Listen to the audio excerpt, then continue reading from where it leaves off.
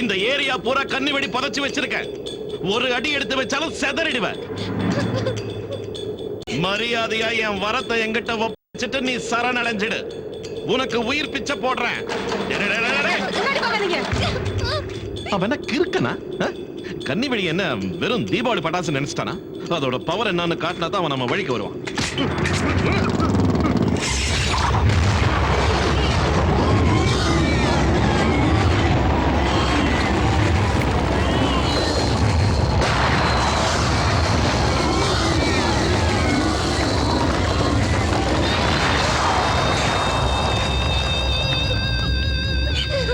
முண்டகன் sir, இவன் எதுக்கும் பயப்படுற மாதிரி தெரியல.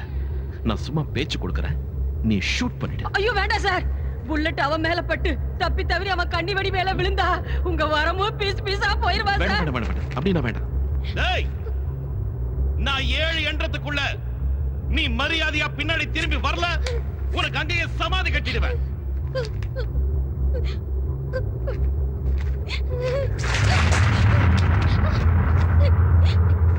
இப்போது புரிஞ்சுக்கடா. எங்க காதலுக்கு முன்னாடி நீ தோத்துட்டேன்னு ஒத்துக்கோ, இல்லனா நல்ல அனுபவிப்ப. எதுவா இருந்தாலும் சேர்ந்தே அனுபவிக்கலாம் வா. 1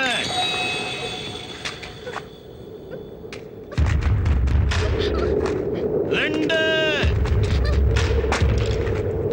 3 4 5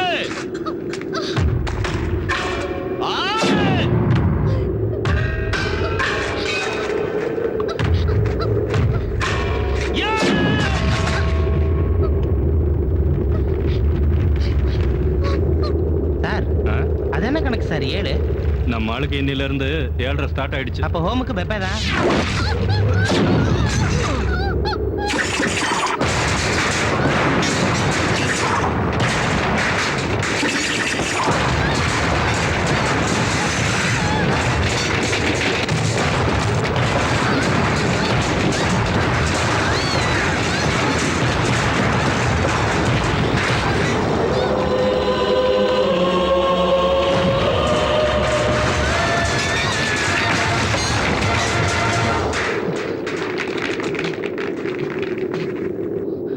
அவனே உனக்கு சங்குதாண்டா.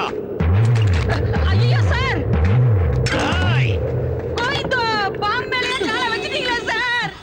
சார்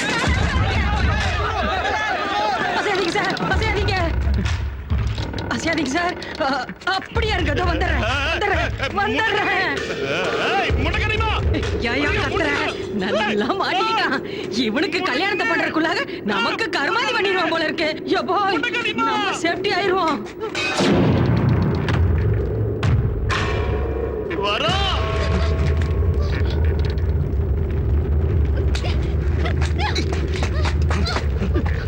வரா.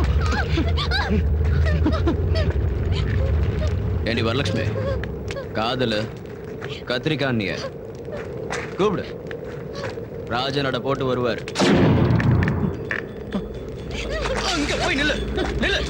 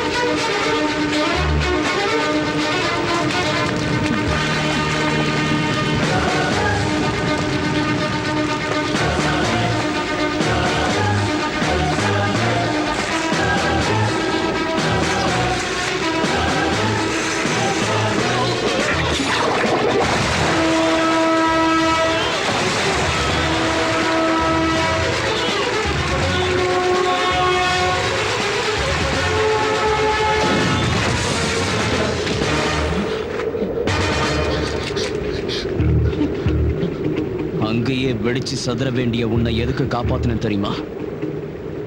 நான் போட்ட உயிர் பிச்சையை நினைச்சு நீ தினம் தினம் செத்து பொழைக்கணும்.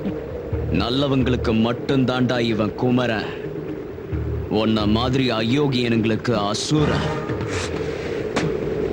நீ சூரசம்ஹாரம் தாண்டா.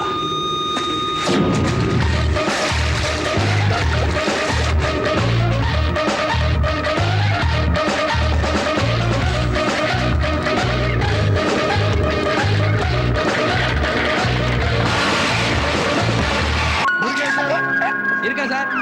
நட்ராஜ், சார். சுப்பிரமணி, அதான் சார். டேய், வணக்கம் ஐயா. எங்கடா குமரன்? எங்க இருக்கான் குமரன்? சொல்லுங்க சொல்லுங்கடா. அந்த குமரன் எங்க இருக்கான்னு எங்களுக்கு எப்படி சார் தெரியும்? டேய், ஒருத்தரையும் விடாத, எல்லாரையும் போட்டு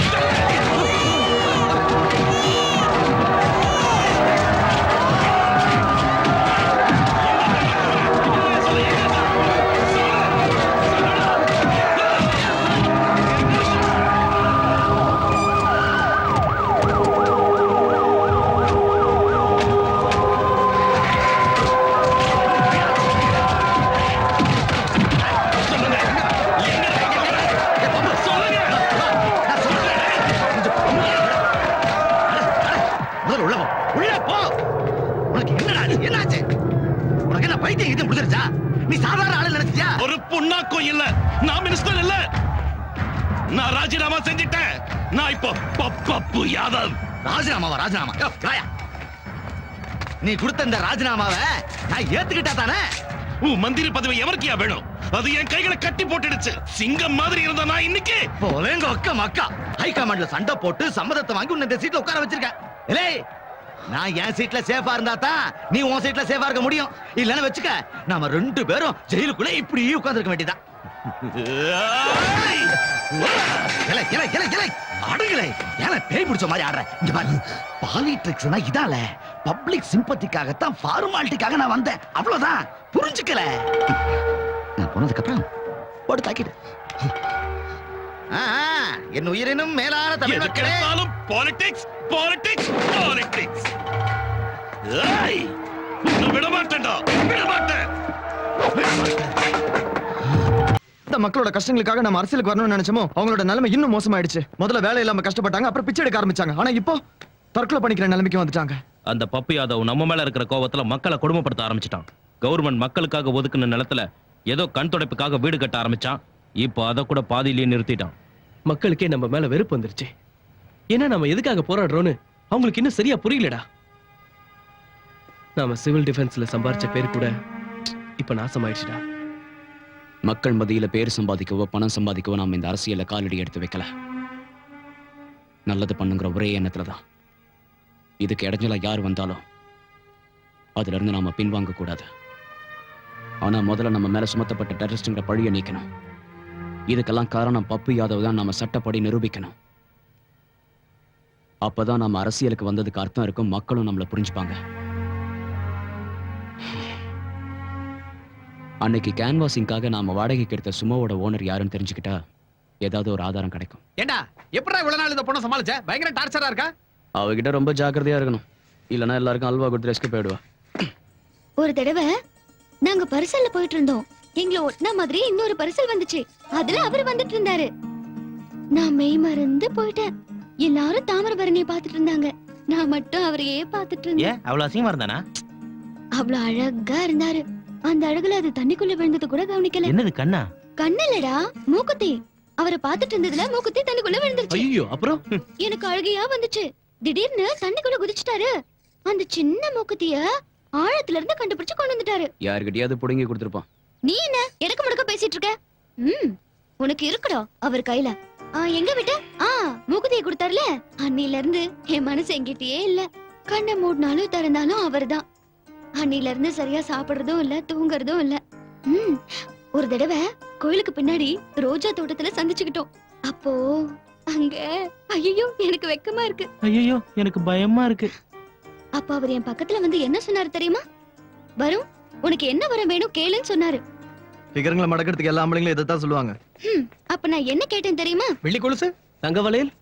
இல்லடா சொட்ட, ஒரு சிகப்பு ரோஜா வேணும்னு கேட்டேன். டக்குன்னு கொடுத்துருப்பான். எப்படா கொடுப்பாரு? அது வெள்ளை ரோஜா தோட்டம். இவன்ஸ தாங்க முடியலையே. அப்ப அவர் என்ன செஞ்சிருப்பாருன்னு சொல்லுங்க பாக்கலாம். பூக்கடைக்கு போய் வாங்கிட்டு வந்திருப்பான். வேற ஏதாவது வரம் கேளு வரேன்னு சொன்னானா? உங்க அறிவு கெட்டினது அவ்வளவுதான். ஆனா அவருக்குள்ள இருக்கிற காதலன் தன் காதலிக்காக என்ன செஞ்சாருன்னு சொல்றேன் கேளுங்க.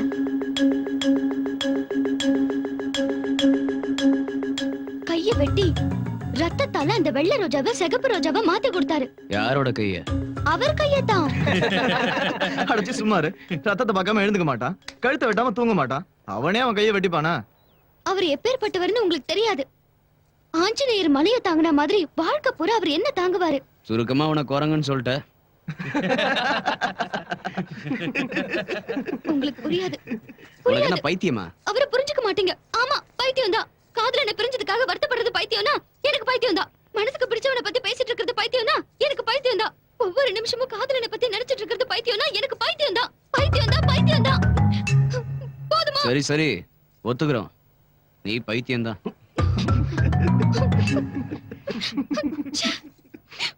புனிதமான என் காதலை பத்தி உங்ககிட்ட சொன்னேன் பாரு.